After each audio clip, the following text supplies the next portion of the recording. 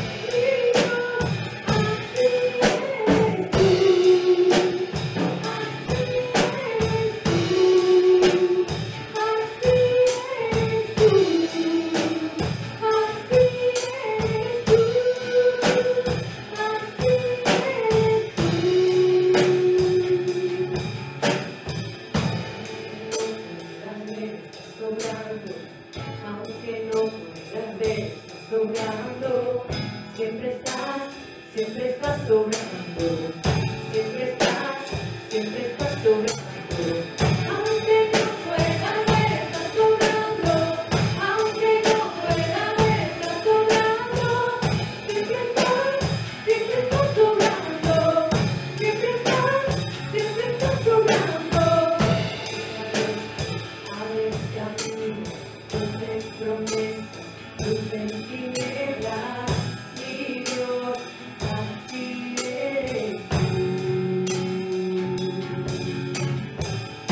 Milagroso, abres camino, haces promesas, luz en tinieblas, mi Dios, así eres tú.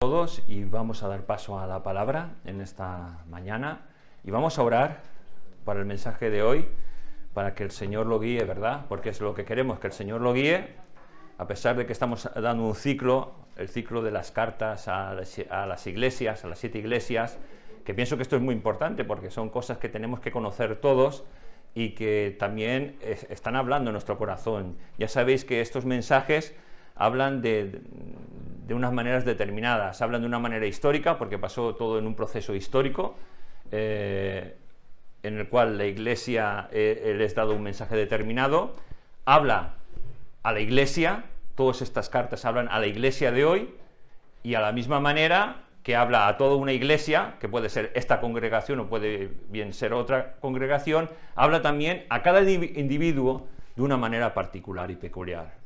Y para ello vamos a orar para que el Señor nos siga bendiciendo. Señor, queremos presentar esta tu palabra delante de ti, Señor. Tú sabes todo lo que hay plasmado en tinta, pero ante todo queremos que sea tu Espíritu Santo el que hable a nuestras vidas, Señor.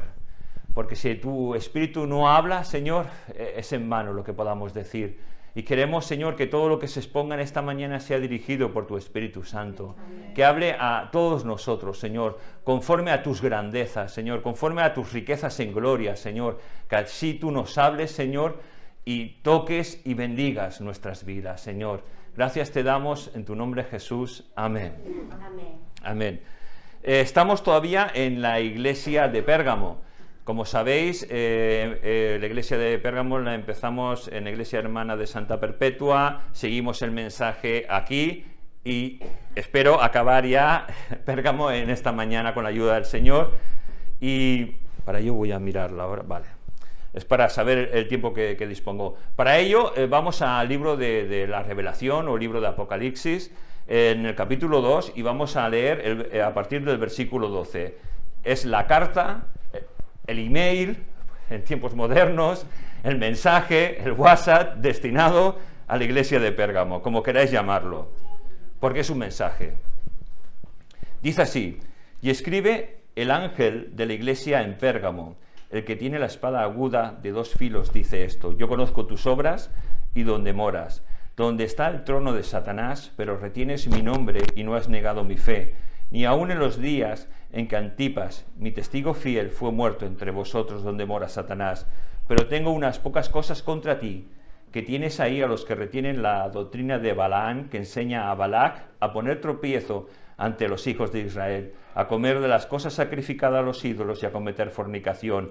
Y también tienes a los que retienen la doctrina de los nicolaitas, la que yo aborrezco. Por tanto, arrepiéntete, pues si no vendré a ti pronto y pelearé contra ellos con la espada de mi boca. El que tiene oído, oiga lo que el Espíritu dice a las iglesias. Al que venciere, daré a comer del maná escondido y le daré una piedrecita blanca. Y en la piedrecita escrito un nombre nuevo, el cual ninguno conoce sino aquel que lo recibe. Amén, gloria a Dios. La verdad es que yo creo que siempre que vamos a la palabra de Dios tenemos que meternos en el contexto en el cual los mensajes están destinados. Tenemos que conocer la situación geográfica, tenemos que conocer la política, tenemos que conocer las religiones que habían en medio de su entorno. Por eso es muy importante intentar abarcar todo eso para poder entender lo que estamos leyendo. Y lo que estamos leyendo en esta mañana, como sabéis, hablamos de cómo era la ciudad de Pérgamo, de cómo estaba establecida la iglesia de Pérgamo, de la gran oposición que tenía, de la persecución que había y de que el mundo, en cierta manera, empezó a entrar a la iglesia en Pérgamo. La verdad que mirando nuestro país, como el mismo Jesús dice a la iglesia de Pérgamo, Jesús sabe dónde vivimos. El Señor sabe de nuestro país en el cual vivimos, sabe de la ciudad en la que vivimos, y casi yo me atrevería a decir que como Pérgamo, nuestro país es un bastión del enemigo. Y digo esto porque es un país en el que la idolatría es la reina de este país, la religión, el no creer en Dios. Yo este viernes estuve hablando con un cliente mío, una bellísima persona, que incluso había asistido a la iglesia, me lo había llevado a un concierto gospel para que viera cómo son nuestras formas. Pero ¿sabes una cosa? El otro día sincerándose conmigo me decía, no creo en Dios, no creo que haya vida después de la muerte. Y lo único que yo le pude decir, mira, en un momento dado, habla con Dios, ábrele tu corazón y pídele que si Dios existe, que se muestre a tu vida. Y yo estoy seguro que si lo haces con un corazón sincero, Dios se va a revelar a tu vida.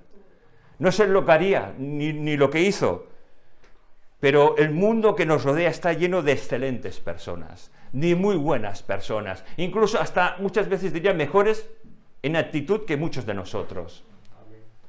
Pero ¿sabes una cosa? La diferencia es que necesitamos a Dios en nuestra vida. Al igual que este cliente mío necesitaba a Dios, la gente que nos rodea necesita a Dios. No importa que estemos en un bastión del enemigo, la luz de Dios está en medio de ese bastión. Y la luz resplandece en medio de las tinieblas, porque así la palabra de Dios nos lo dice. Muchas veces, una cosa que a mí me dañó, una vez mucho por las radios, que escuché a una hermana que decía que España era el cementerio de los evangelistas, el cementerio de los predicadores. Yo estoy seguro que vosotros incluso también habéis escuchado esto. Yo a los que piensen así, como ellos piensan de mi país en el que vivo, en el que no estoy muy contento con él, la verdad, pero es en el sitio donde que vivo, y como me siento ofendido, ellos han calificado mi país, yo los voy a calificar a ellos. Y yo los calificaría como neófitos en la fe. Un neófito es aquel que está aprendiendo, pero al mismo tiempo no sabe nada. ¿Vale? Es un neófito, desconoce las Escrituras, desconoce la vida de un creyente, desconoce lo que tú y yo tenemos que hacer, porque la vida de un creyente es de continuo una batalla, es una guerra, y la palabra de Dios nos dice que no tenemos guerra contra sangre ni carne, sino contra potestades, contra huestes celestiales que están alrededor de nosotros, en este mundo reinando. Y si tú y yo no tenemos esa batalla, si tú y yo no tenemos oposición, entonces algo pasa en nuestras vidas. Porque nuestra vida, desde el momento que Cristo viene a nuestras vidas y nos sella al Espíritu Santo como sus hijos, tenemos oposición, oposición por nuestra familia, oposición por el mundo, oposición en nuestro trabajo, tentaciones que van a venir para intentar desviarnos del camino correcto a seguir. Y la vida de un creyente es una vida de lucha, es una vida de batalla, pero gloria a Dios porque, como he dicho al principio, la luz resplandece en medio de las tinieblas, y en Pérgamo la luz resplandecía en medio de una ciudad que era tremendamente religiosa, de una ciudad que era idolátrica, de una ciudad en la que las huestes de maldad las habría por centenares, al igual que en nuestro país. Pero como en los tiempos de Elías, Elías creía que él solo había quedado, pero Dios le dice, tranquilo Elías, no eres el único, hay 7.000 hombres todavía que no han doblado su rodilla delante de Baal. Y gloria a Dios porque en España, en un país de 50 y tantos millones de habitantes, todavía hay hombres y mujeres que no se inclinan ante este mundo, que no se inclinan ante la maldad, que no se inclinan ante los dioses de este mundo, sino que honran y sirven a su Señor con sus vidas, al igual que nuestros hermanos en la iglesia de Pérgamo. Dios sabe de la idolatría, de los demonios que hay detrás de cada imagen. Yo a veces cuando oía esto, yo decía, demonios, pero es que la Biblia lo dice. Entonces, en nuestro país, Dios sabe de toda esa gente que adora a vírgenes, a estatuas. Él sabe de la política devastadora que hay en medio de nuestro país, que lo arruina, que nos enfrenta. Él sabe de cómo está nuestra economía hundida hoy por hoy, del amor que las gentes de este país en donde vivimos tienen por el dinero y por otras cosas como en Pérgamo, pero también Dios conoce a su iglesia, a su amada, a su esposa, y eso somos nosotros, gloria a Dios, porque es un privilegio tremendo. Porque en medio de tanta presión como tenía Pérgamo, al igual de tanta presión espiritual que sufrimos nosotros, que nos quiere desviar, porque la presión espiritual que viene sobre nuestras vidas es para desviarnos de los caminos de Dios, es para que tengamos miedo, para que hagamos otras cosas, más que centrarnos en las cosas de Dios. Este era el problema de Pérgamo, y sigue siendo nuestro problema hoy en día. Pero como he dicho, aún hay hombres y mujeres que aman al Dios verdadero y que no se doblan sus rodillas delante de ningún otro Dios. Sí, Jesús sabe dónde vivimos, sabe cómo es nuestro país, que es un bastión del enemigo, pero tú y yo seguimos hacia adelante, seguimos dando testimonio de Jesús, guardamos su nombre y no vamos a negar la fe. Y seguimos hacia la meta, ¿verdad? A ese supremo llamamiento del cual todos los que estamos aquí hemos sido llamados. Filipenses 3:14 así nos lo dice, prosigo la meta, al premio del supremo llamamiento de Dios en Cristo Jesús. Gloria a Dios, porque ahí estamos nosotros, prosiguiendo hacia la meta. Gloria a Dios. En el libro de Juan, Jesús nos hace una comparación perfecta con lo que es el enemigo. Y la comparación que nos hace es la de un ladrón, y lo compara con nuestro adversario, con el adversario que está en contra de Dios. Y en Juan 10:10 dice, el ladrón no viene sino para hurtar y matar y destruir. Eso es lo que hace nuestro enemigo, eso es lo que quiere hacer en tu vida. Quiere robarte la paz, quiere robarte las bendiciones de Dios, quiere robar todo aquello que viene de parte de Dios hacia tu vida. Quiere ponerte otros pensamientos impuros, defectuosos, que te van a hacer dudar de muchas de las cosas que encontrarás en la palabra de Dios, porque quiere quitarte la seguridad en las Escrituras. Fíjate, viene para matarte espiritualmente y destruir tu vida si pudiera. Pero fíjate para qué ha venido Jesús. Dice así, yo he venido para que tengan vida y para que la tengan en abundancia. ¡Gloria a Dios! Porque en Jesús tenemos esa vida y nuestros hermanos en Pérgamo, al igual que creo que nosotros sabemos que en Jesús tenemos vida, que no podemos alejarnos de Él, sino que lo necesitamos todos los días de nuestra vida. El enemigo no pudo mantener oprimido y en esclavitud al pueblo de Dios. No pudo exterminar a la iglesia de Jesucristo con las persecuciones. Antes bien, en esas persecuciones tremendas en las que parte de la vida de la iglesia de Pérgamo sufrió, más bien se multiplicaba la iglesia. Porque el Evangelio, la palabra de Dios, era la vida para los hombres. Y la verdad es que no tenían miedo de perder su vida. Lo que tenían eran unas ganas tremendas de tener una eternidad con Cristo Jesús. Y eso es lo que nosotros tenemos que tener, porque muchas veces estamos tan ensimismados con las cosas terrenales, con nuestro trabajo, con lo que tenemos, con lo que queremos tener, con nuestros planes futuros, y dejamos de mirar al Dios soberano, al Dios que quiere marcar nuestra vida, que quiere guiar nuestra vida, que quiere que en Él podamos descansar y vivir. Ellos no tenían miedo de perder su vida, porque sabían que estar una eternidad con Jesús era la alegría que ellos deseaban. Ahora el enemigo, en nuestros días, en los días también de Pérgamo, la persecución acabó. Y en nuestros días, en los días de la iglesia de hoy, el enemigo piensa diferentes planes, planes con los que ha atacado a su iglesia a través de todas las etapas históricas por las cuales ha vivido. Y el hedonismo vuelve otra vez en nuestros tiempos, el hedonismo, el hombre y sus necesidades, el placer, el bienestar, todos los tipos de entretenimiento que el hombre puede tener en nuestro tiempo, en nuestro medio, que nos despistan, que nos quitan de pasar tiempo delante de Dios, que nos quitan de tener tiempo mirando las Escrituras y atesorándolas en nuestro corazón. El hedonismo ha vuelto. Es decir, fijaos cuántas cosas hay. Tiempo con WhatsApp, con el Facebook, el Twitter, tiempo de ocio, porque aparte de estar guaseando, nuestro tiempo de ocio, que nadie nos lo quite, disfrutando también otro tipo de deleites banales, y todo eso en su debido momento y su debido tiempo está muy bien. Pero cuando nos desvía de las cosas de Dios, cuando nos quita el tiempo de buscar a Dios, de hablar con Él, cuando nos quita el tiempo tal vez de leer la Escritura, la palabra de Dios, es algo que el enemigo utiliza para robarnos ese tiempo. Y sabes, mi teléfono es un iPhone, el tuyo no sé qué marca será, pero yo creo que en todos funciona igual. El mío cada semana me está dando un reporte del tiempo que yo estoy metido en él, y me molesta mucho eso.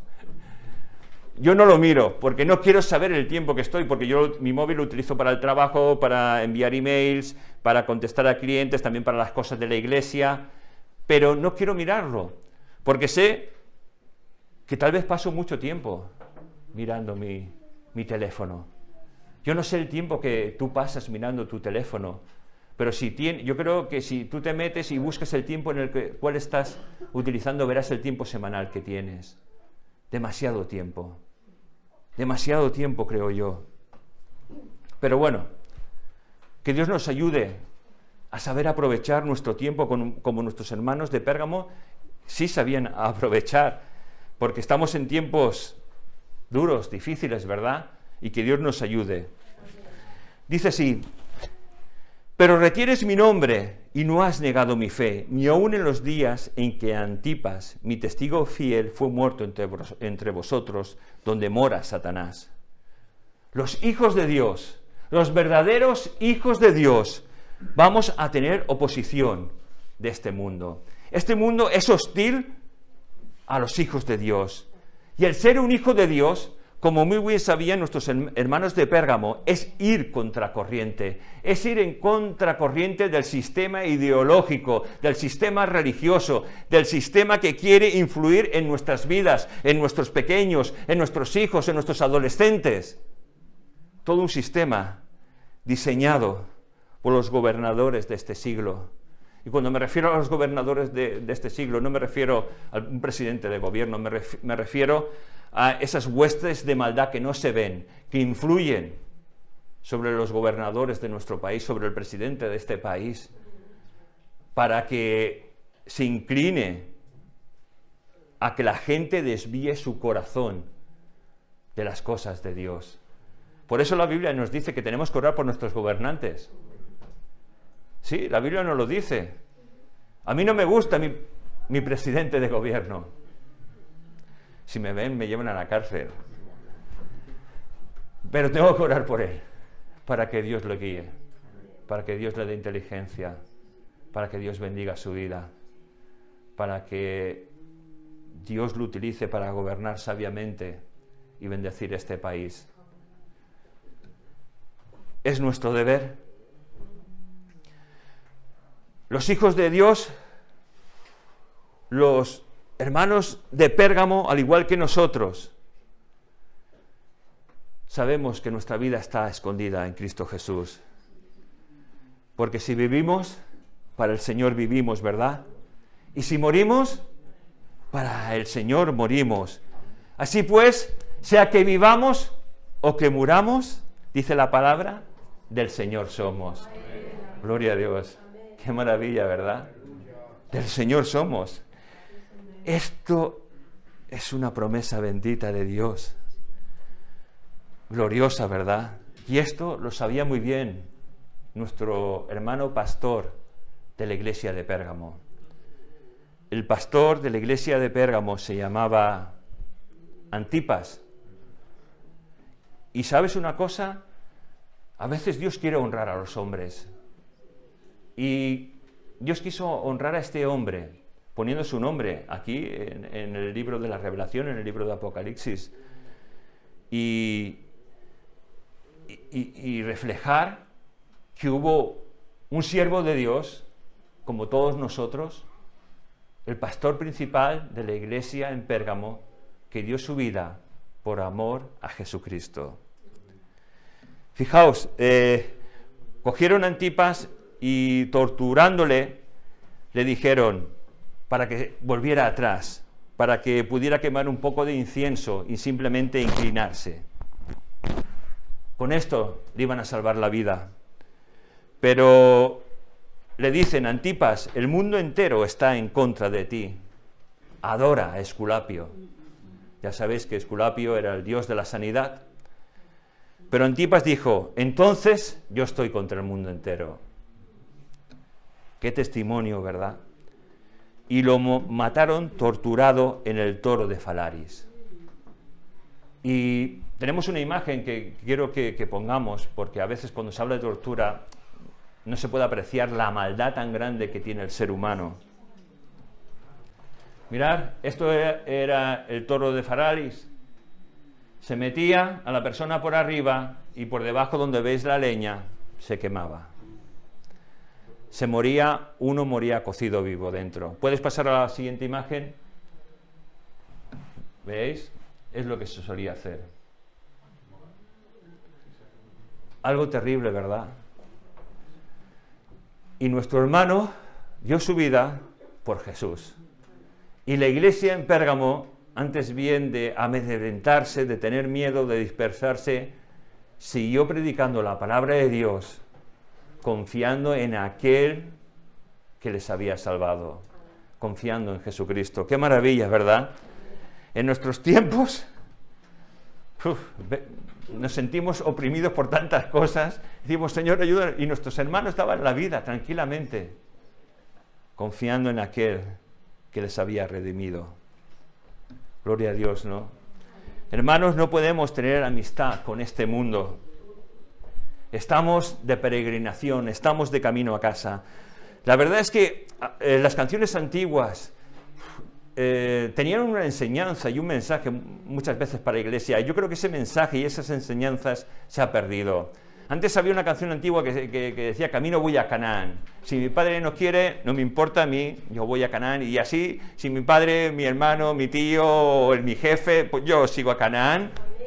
Y la verdad es que esos cánticos tenían un mensaje que muchas veces perdemos de vista en nuestro tiempo, porque estamos de camino a casa. Esta no es nuestra casa de verdad. Nuestra casa es el reino de los cielos. Es estar en las moradas que nuestro Señor Jesús ha preparado para cada uno de nosotros. Y mira, en los halagos que Jesús hace acerca de Pérgamo, acerca de la fidelidad, acerca del testimonio, acerca de cómo se está comportando. Llega un momento dado en el cual hemos leído en que Jesús se queja de esta iglesia. Hasta ahora la había halagado y le hace un reproche. Fijaos, dice, pero tengo unas pocas cosas contra ti. Y podemos preguntar, ¿pero qué cosas son estas? Si lo leemos, no lo dice. Dice que tienes a los que retienen la doctrina de Balaán, que enseñaba a Balac a poner tropiezo a los hijos de Israel, a comer lo sacrificado a los ídolos y a fornicar. Y aquí Jesús quiere confrontar a la iglesia de Pérgamo con una realidad que esta iglesia tenía, con una iglesia que en su momento dado de fidelidad llega ese momento en que empieza a tolerar. Y no hay mayor peligro para la iglesia a través de todos los tiempos que la tolerancia, que tolerar en medio de su iglesia a gente con doctrinas erróneas, con malas enseñanzas a personas que permiten el pecado en su vida. Esto no se puede tolerar en la Iglesia de Dios. Y como no se puede tolerar, Jesús hace un llamado al arrepentimiento. Porque quién sabe si parte de esos tolerantes son hijos de Dios. Por eso hace un llamado al arrepentimiento para que pidan perdón a Dios y para que vuelquen su corazón delante de Dios y puedan enderezar su camino. Fíjate, al principio Pérgamo estaba siendo perseguida. Pero no tan solo Pérgamo, todas las iglesias estaban siendo perseguidas. El cristianismo estaba siendo perseguido y azotado. Se solía decir que había un montón de hombres crucificados, creyentes, hermanas, a la entrada de Roma, por la persecución tan terrible que había. Sufría, pero ¿sabes una cosa? El gozo de Dios era la fortaleza de la iglesia de ese tiempo. Al igual que el gozo de Dios tiene que ser nuestra fortaleza para seguir adelante en los caminos de Dios. Pero cuando nuestro enemigo hace un plan para derrotar y atacar a la iglesia a la cual no podía vencer, hace que ésta se una con el Estado. Y muchos pensarían, en todas las provincias, en todos los sitios donde había una iglesia, por fin el Señor ha contestado nuestras oraciones. Yo lo pensaría de verdad. Por fin el Señor ha contestado nuestras oraciones. Pero lo que estaba pasando es que el enemigo tenía un nuevo plan, un plan terrible, que ha perdurado muchas veces hasta nuestros días, contaminar a la iglesia. Y hay un referente, como Balac, con la ayuda de Balaán, contaminó al pueblo de Dios. Así, en medio de Roma, el enemigo pone un plan. Si no puedes con ellos, únete a ellos. Y empieza a cambiar las cosas. Las persecuciones se acaban. El cristianismo forma parte de la religión oficial del pueblo. Surgen habiendo grandes discrepancias en el Imperio Romano. Y las grandes discrepancias vienen por las fiestas. ¿Sabes? Esas fiestas que ellos celebraban y que no se podían quitar. Pero, ¿qué es lo que pasa? Se intenta camuflar. El enemigo dice, ¡camufla! ¡Camufla! Y se empiezan a cambiar las celebraciones paganas y a ponerles nombres de festividades cristianas. La primera que podemos decir que nace es la celebración del nacimiento de Juan el Bautista. Pero claro, hay otra gran celebración, tal vez la más importante de todo el imperio, la de el 25 de diciembre, la fiesta del nacimiento del Hijo del Dios del Sol. Y esto hay que cambiarlo, porque si no, el imperio se puede dividir en dos. Las filas de los soldados han sido mermadas. Muchos han desertado porque han sido cristianos. Y el imperio casi hay más cristianos que paganos. Roma no se puede permitir una guerra civil. Y se disfrazan las fiestas. Así, el 25 de diciembre se le pone que es el nacimiento de Jesús. Así, los que celebraban el nacimiento del Dios Sol y los que empiezan a celebrar el nacimiento de Jesús están todos contentos. Hay una fiesta camuflada y todos felices. Así poco a poco el paganismo se mete en la iglesia y poco a poco la pureza natural de esta se va perdiendo. ¿Qué peligro es ese? Yo no sé si tú has perdido tu pureza natural. Yo me miro y creo que he perdido mi pureza natural. Estoy seguro que la he perdido. Esa pureza con la que Cristo vino a mi vida. Ese primer amor con el cual me deleitaba en las cosas de Dios.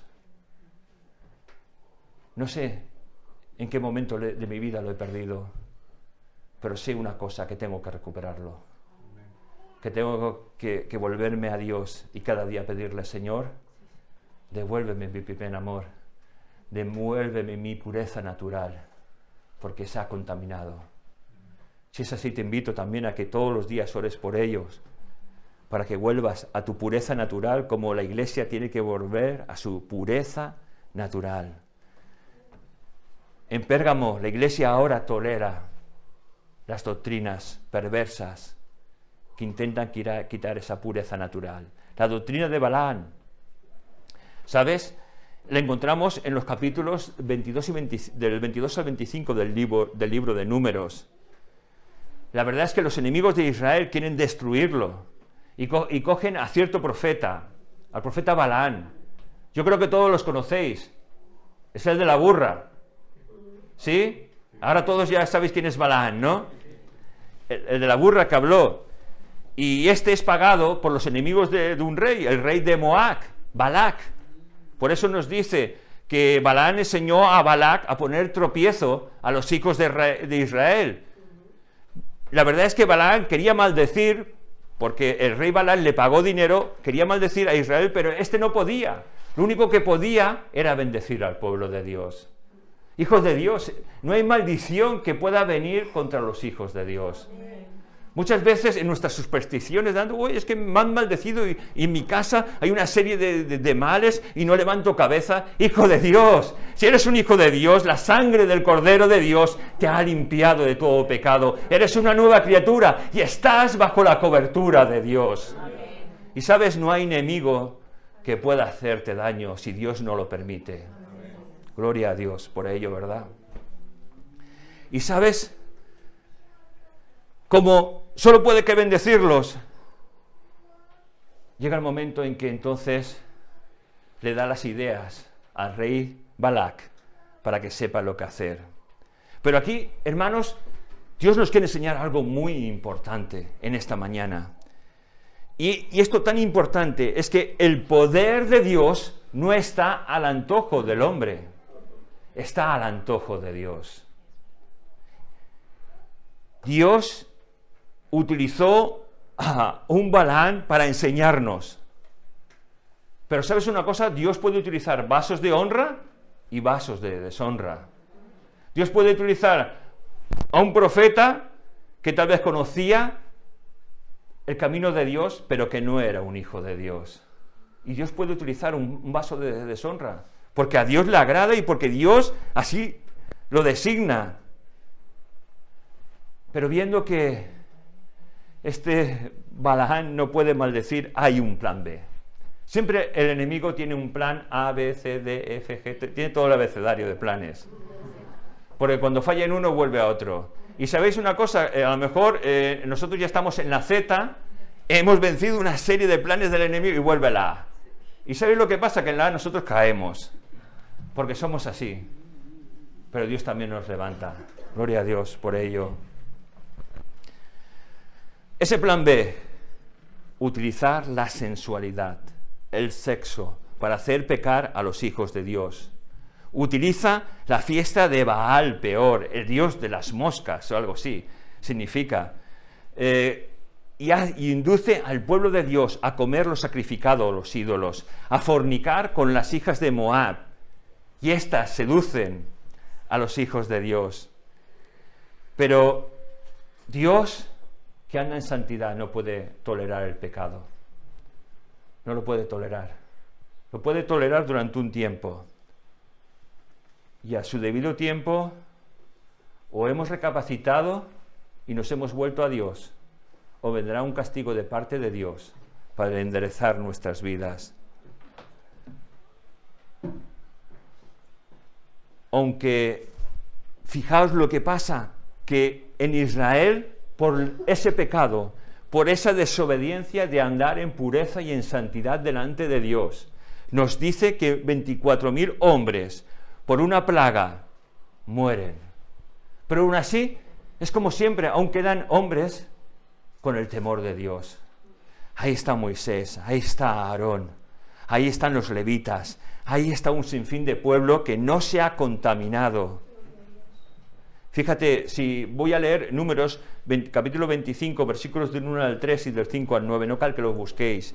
Dice, moraba en Israel en Sitín, y el pueblo empezó a fornicar con las hijas de Moab, las cuales invitaban al pueblo a sacrificar a sus dioses. Y el pueblo comió y se inclinó ante sus dioses. Así acudió el pueblo a Baal Peor, y el furor del Señor se encendió contra Israel. El pueblo, después de haber sido liberado de Egipto, lo que estaba haciendo ahora en este mismo momento es ir en contra de su libertador, ir en contra de aquel que los rescató de una condenación terrible. Es dejar a Dios. Y si seguimos leyendo los versículos del 5 al 9, dice, entonces Moisés dijo a los jueces de Israel, matad cada uno a aquellos de los vuestros que se han juntado con Baal Peor. Y aquí un varón de los hijos de Israel vino y trajo una madianita a sus hermanos a los ojos de Moisés y de toda la congregación de los hijos de Israel. Mientras lloraban ellos a la puerta del tabernáculo de reunión, lo vio Fines, hijo de Eleazar, hijo del sacerdote Aarón, y se levantó de en medio de la congregación, y tomó una lanza en su mano, y fue tras el varón de Israel a la tienda, y los alanceó a ambos, al varón de Israel y a la mujer por su vientre, y cesó la mortandad de los hijos de Israel, y murieron de aquella mortandad 24.000. Caray, viene una plaga como la que podemos tener nosotros hoy en día, mueren 24.000, va a haber una ejecución de aquellos que se han inclinado por servir a otro Dios y por desechar el camino de Dios, y va uno y delante del todo el pueblo coge a una moabita y dice, me la llevo a mi tienda a disfrutar. Yo supongo que si soy Moisés me hubiese quedado como él, así. Y todo el pueblo así se quedó. Todos aquellos que servían a Dios de verdad se quedaron diciendo, pero ¿qué está sucediendo? ¿Qué está haciendo este? Pero había uno lleno de celo de Dios. Al igual que Dios nos invita a todos nosotros en esta mañana a tener celo de Dios, a estar vigilantes, el cual cogió una lanza y acabó con esta infamia, con esta desfachatez. Yo no sé lo que tú puedes pensar de este texto. Tal vez puedes pensar que es un texto fuerte. Puedes pensar que el Dios del Antiguo Testamento es un Dios distinto al del Nuevo Testamento. En el Antiguo Testamento vemos a un Dios tal vez castigador, y en el Nuevo Testamento vemos tal vez a un Dios lleno de amor. Pero yo quiero decirte en esta mañana, no te confundas, Dios es el mismo. Ayer, hoy y por los siglos, y no tolera el pecado, ni tolera que los hijos de Dios se subleven delante de su presencia. Una vez una hermana, hablando conmigo, me dijo, gracias a Dios que no vivimos en los tiempos del Antiguo Testamento, porque ahora vivimos en la época de la gracia, y esto es maravilloso. La verdad es que a lo mejor estas palabras tú puedes llegar a pensar que están bien dichas, ¿verdad?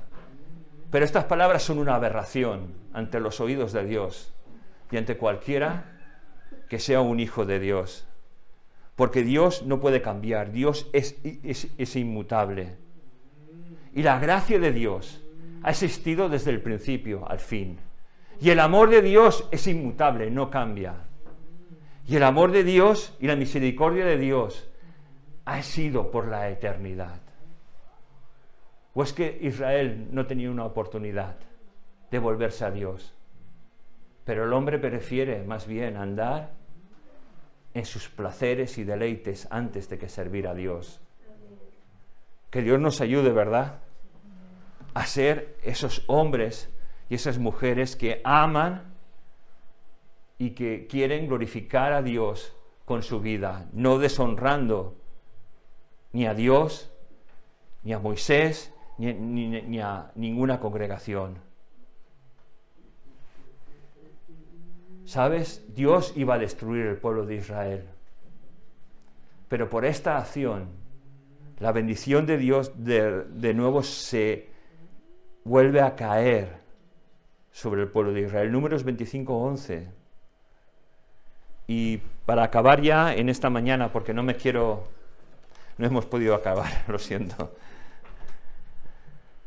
Para ir acabando, hay un énfasis que hace Jesús en esta lectura que hemos hecho, y es retener la doctrina de los nicolaitas. Tenemos que recordar que la primera carta que leímos, la carta que va dirigida a la iglesia de Éfeso, esta fue elogiada porque aborrecía a los nicolaitas, como Jesús aborrece a los nicolaitas. Mientras que en la iglesia de Pérgamo, lo que el Señor está diciendo es que Pérgamo está permitiendo que estuvieran dentro de la iglesia.